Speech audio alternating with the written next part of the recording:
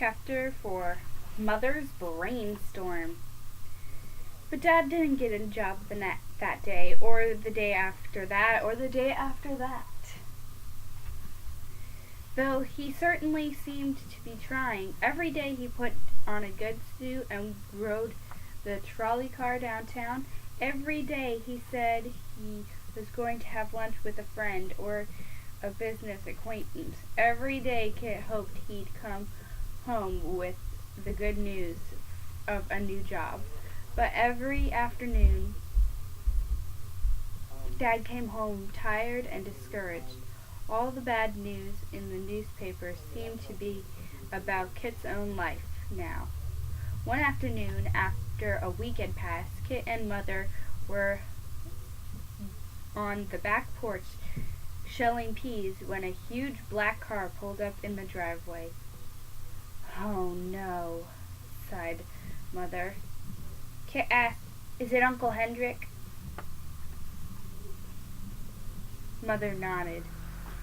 She took off her apron and handed the peas to Kit. "Quick," she said. "Take these into the kitchen, and Kit, dear, while you're in there, pour us some iced tea and bring it out to the terrace."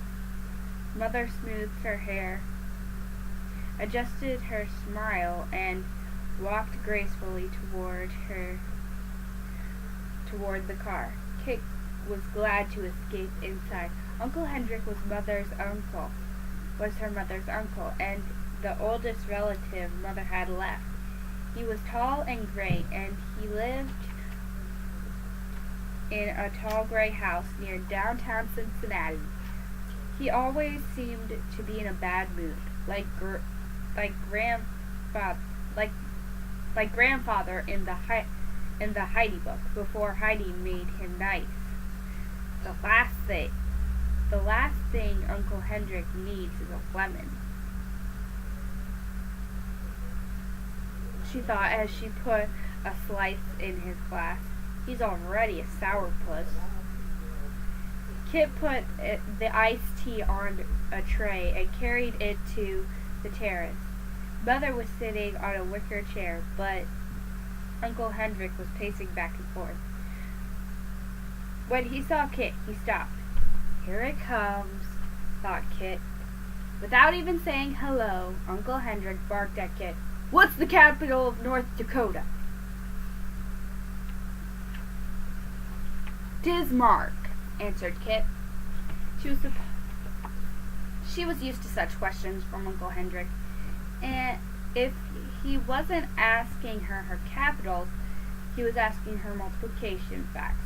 Worst of all were his word problems. "I have 2 Brussels sprouts I'm selling for 5 cents a peck," he said. "Now, how much do you pay me?" Kit put the tray on the table to gain some time. She could never keep bushels and pecks straight. And who wants 2 bushels of Brussels sprouts anyway? She thought. 50 cents? She guessed. "Wrong," said Uncle Hendrik. "You may go." Mother gave Kit a sympathetic look, but Kit felt sorrier for Mother than she did herself. She went inside and stayed in the dining room where she could hear everything they said.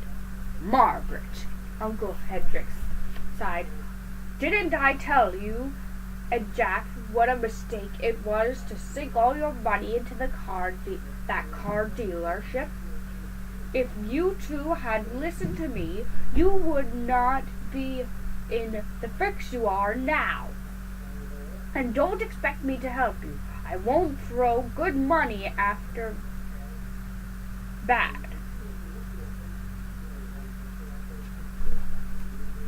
We'll be all right, Uncle," said Mother.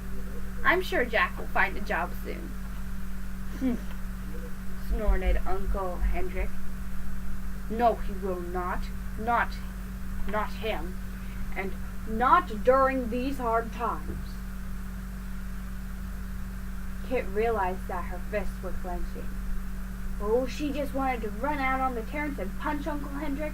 She hated it when he spoke about her dad that way. But Mother didn't say anything. And what will you do in the meantime? Uncle Hendrik continued. You should sell this house right away, though who'd buy it? I can't imagine such foolish extravagance to buy it in the first place. You must owe the bank thousands of dollars. This is our home, Uncle, Kit heard Mother say. We'll do whatever we can to keep it. Indeed, said Uncle Hendrik. And what might that be, if I might ask? Mother didn't answer. Just as I thought, said Uncle Hendrik smudgingly. You haven't any idea. There's nothing you can do. Well,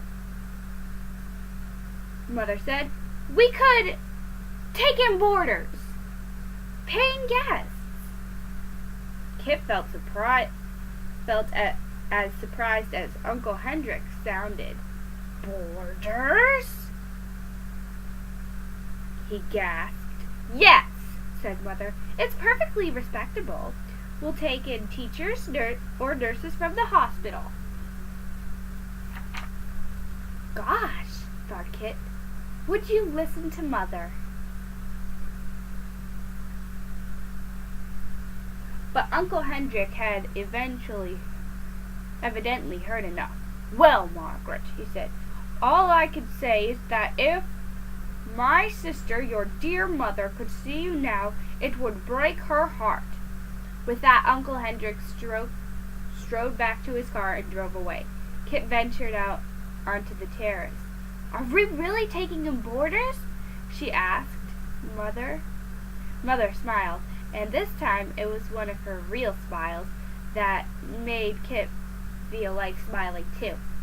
I surprised myself by saying that, said Mother. I'm afraid I just wanted to shock Uncle Hendrik. But I rather liked the idea. Mother laughed. Yes, she said, I liked the idea a lot. It was a brainstorm. What's Dad going to say? Asked Kit. That, Mother said, is a good question. Kit was not at all sure that she liked Mother's brainstorm. She wasn't crazy about the idea, strangers living in her house, especially considering the way Sterling turned out. Kit could tell that Dad didn't like the idea either. Mother had first presented the idea to him in private, of course, before she spoke about it again at the dinner table that evening. Mrs. Howard was serving Sterling his dinner up in his room, so only the family was at the table. We have plenty of room, said Mother. We should put it to use. I don't think it's necessary, said Dad. I'm making every effort to find a job. Meanwhile, this'll be a way for us to earn money, said Mother. Dad sighed. I hate the idea of you waiting on other people, especially in your own home. We'll all chip in to help, answered Mother, in a way that made it clear the question of taking in boarders was settled. Kit wasn't surprised. There was never any way to stop Mother once she'd made up her mind. But where will the boarders stay? Asked Kit. Charlie can move into the sleeping porch, said Mother, and we can put someone in his room. Put someone in his room? It's okay with me, said Charlie with a shrug. Thank you, dear. I'm also planning to find 2 school teachers or nurses who can share the guest room.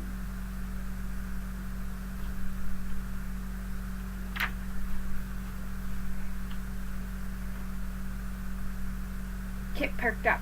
Does that mean that Sterling and his mother will be leaving? She asked.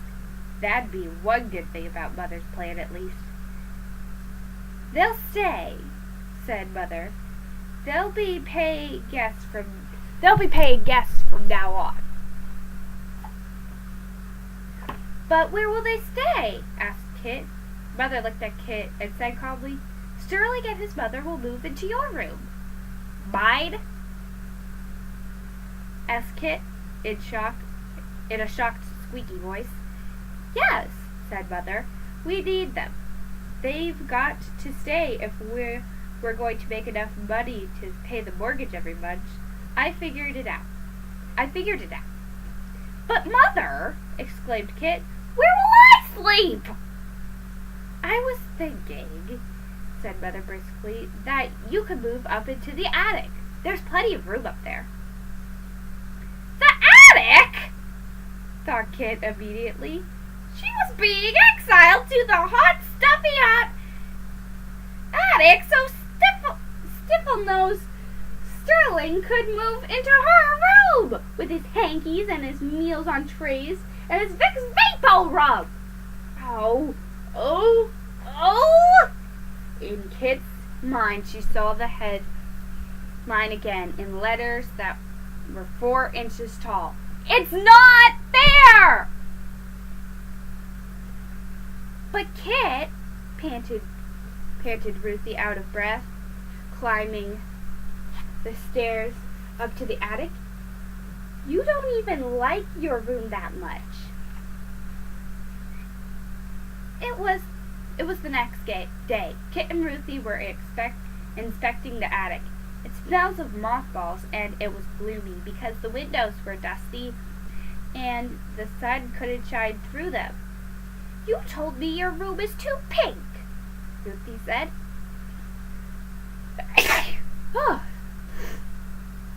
Why are you so mad about moving out of it? Because it's mine! Said Kit, knowing she sounded peevish. The fact that Ruthie was right, of course, just made Kit madder. That room belonged to me always, ever since I was a baby. And it just kills me to think that Sterling gets to have it. Why didn't he have to move up here? I guess because his mother is paying rent now, said Ruthie calmly. She looked around. It's not so bad up here, she said. It's like the attic that Sarah Crewe had to move into after she lost all her money. You know, in The Little Princess. Kit felt very impatient with Ruthie and her princesses this morning. Sarah Crewe's room was transformed for her by that Indian guy, Kit said crossly. Remember, he made it beautiful. He was practically magic about it. Your mother's practically magic about making things beautiful too, said Ruthie. She'll help you up here, right? Right, said Kit. But she was dead wrong. That afternoon, while she was helping Mother make the beds, Kit asked her how they were going to fix up the attic. Mother said, I don't have time to help you right now, dear. I'm far too busy getting the rooms ready for the boarders. Mother's arms were full of sheets and for the roll-out cot, which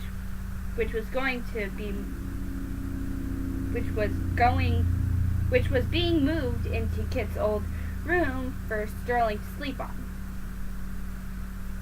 After you help me, why don't you just poke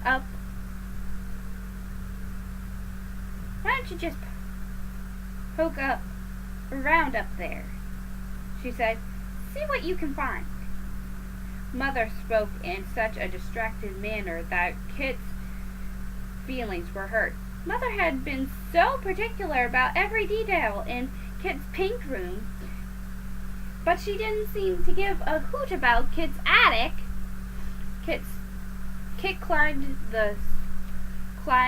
slowly up the stairs to the attic. She stood in the middle of the room and looked around at the lumpy, dusty piles around her. In a far corner, she saw her old brown desk chair. She saw her old desk, too, hidden under a bumpy mattress and some boxes. She knelt next to one of the boxes and looked inside. Now, if I were in a book, Kit thought, I'd find something wonderful here. But the box only had junk in it, a broken camera, a pair of binoculars, and a compass that might have belonged to her dad in the war, a gooseneck lamp and an old telephone, and the kind that looked like a daffodil. Old and useless, thought Kit. She took the compass out of the box and hung it around her neck. Then she sank down on the floor, overwhelmed by sadness. When she'd been wishing for a change so that she could have a dramatic headline, she'd never imagined this. Terrible changes. And so many. And so fast. Dad had lost his job, she had lost her room, and anyway, they were going to lose their house. They'd still be living in it, but it wouldn't be the same when it was filled up with strangers. Nothing would ever be the same. Kit almost never cried. She bit her lip now and fought back tears. Then suddenly Sterling's head appeared at the top of the stairs.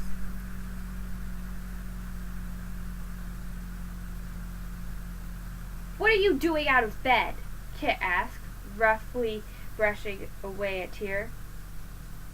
Kit could tell that Sterling knew she'd been crying. But all he said was, I'm bringing this stuff from your room. He came all the way up the stairs and handed Kit a box. She noticed that the photo of Ernie Londenbard, wrinkled up but smooth flat, was on top. Thanks, said Kit. I brought you a tack, too, said Sterling. He gave Kit the tack and looked around. I guess you can put Ernie Londenbard up here wherever you want to. Can't you? He said in his weird husky voice. Then he disappeared downstairs. After Sterling left, Kit looked down at the photograph. She felt oddly cheered to see it. Old stifle-nosed Sterling was right. She thought, I guess I can put it anywhere I want up here. Kit looked around the long, narrow attic. The ceiling was steeply pitched. There were regular windows at the end of the room and dormer windows that jutted out of the roof and made little pointy hooved alcoves, each one about as wide as Kit was tall. And the window went almost all the way to the floor of the alcoves. Kit managed to open one of the heavy windows. She knelt down, stuck her head out, and came face to face with a leafy tree branch. At that moment, Kit got a funny, excited feeling. Suddenly, she knew exactly what she wanted to do. Over the next few days, Kit was glad that no one seemed to care what she was up to in the attic. When she wasn't helping Mother downstairs, she hauled buckets of soapy water up there and scrubbed the windows till they sparkled. She swept the floor and pushed the boxes far to one end of the room. She had decided to use only half of the attic to live in, and to pile junk in the other half. Finally, the cleaning was done, and the fun part had begun. In one alcove, Kit put her roll-top desk and her swivel chair. She put the gooseneck lamp on the desk along with the telephone. The camera and typewriter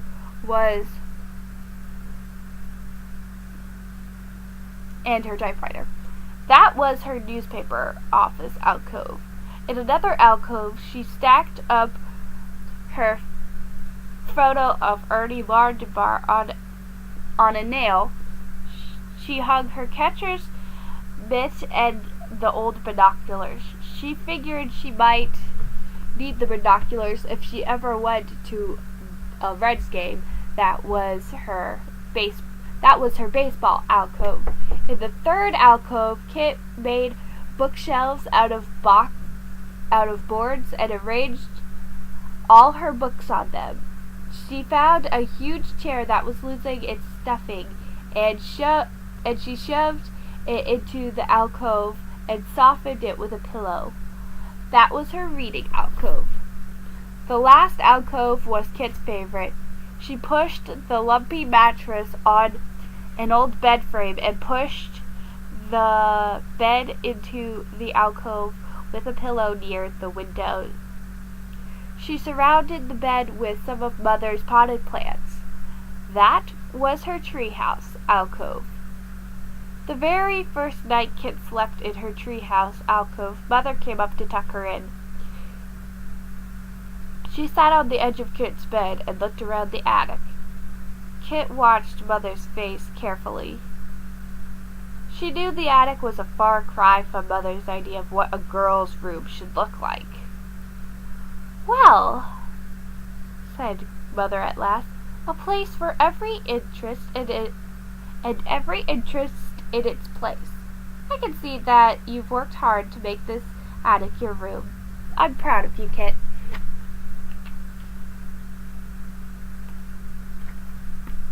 "Thanks," said Kit. "I'm sorry I haven't had time for you," said Mother. "I'm afraid I've left you all on your own." "That's okay," said Kit. Mother kissed Kit's forehead. Then she picked up Kit's book. Still reading Robin Hood." "Still reading Robin Hood?" she asked. "Yep," said Kit. "Robin Hood gave me the idea to make a treehouse alcove to sleep in." Kit also had plans for a swinging bridge to connect the window ledge to the tree just outside the window, but she didn't tell Mother. It was going to be a secret escape, like Robin Hood have. "Good old Robin Hood," said Mother, "robbing the rich to give to the poor." Kit propped herself up on her elbows and looked at Mother. "Too bad there isn't any Robin Hood today," she said. "If rich people had to give some of their money to the poor, it would make the depression better." "It would help," said Mother, "but I don't think it would end the depression." "What will?" asked Kit. "I don't know," said Mother. "Lots of things, I suppose. People will have to work hard, use what they have, face challenges, stay hopeful." She looked around Kit's attic and smiled.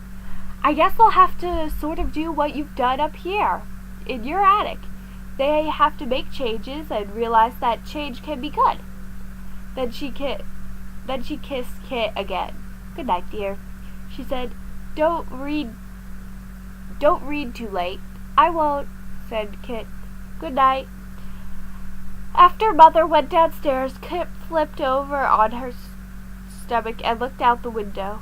She could hear the leaves rustling outside and see stars peeking through the branches. "Changes can be good," she thought. "That sounds like a headline to me." Okay, I gotta move off my stomach here because I look like a banshee in that lighting. Okay, so that was me, Kit. Like I said, Kit has always been one of my favorite characters, next to like Molly and Addie. I'll talk more about how much I like the Addie books when we get to them, but Kit, like I said, I kind of grew up with the Kit books because, you know,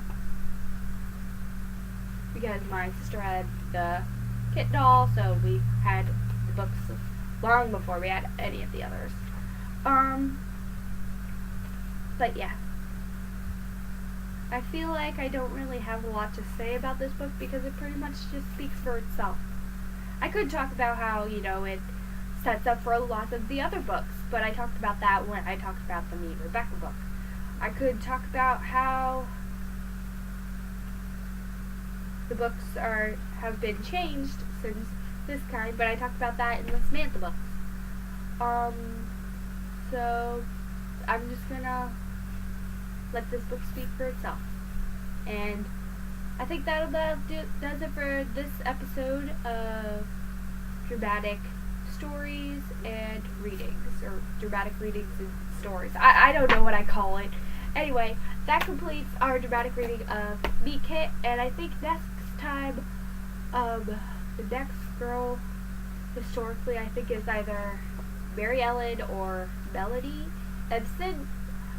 Either way, I'm going to have to get it from the library or buy the book myself because I do not have those because they're new. So, yeah. So I will see you guys then.